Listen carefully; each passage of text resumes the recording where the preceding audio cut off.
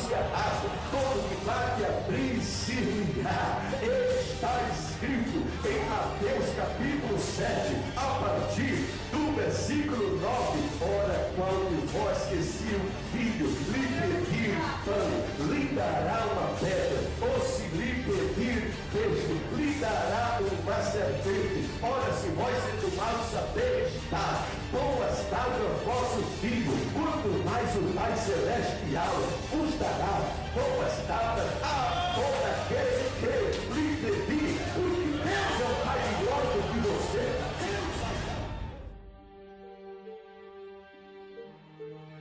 Seu irmão, Deus está ouvindo a tua oração hoje.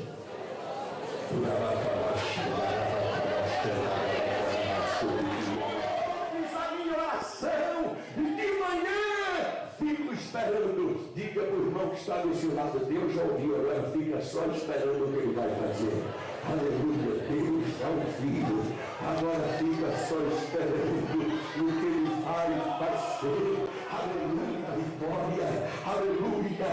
A primeira manhã da vitória é a manhã da oração. Queridos e amados irmãos, é a manhã do clamor. Queridos e amados irmãos, eu confesso para os irmãos que se o crente descobrisse o poder extraordinário que tem a oração, ele passaria a orar. Você sabe por que você tem tanto desânimo para orar?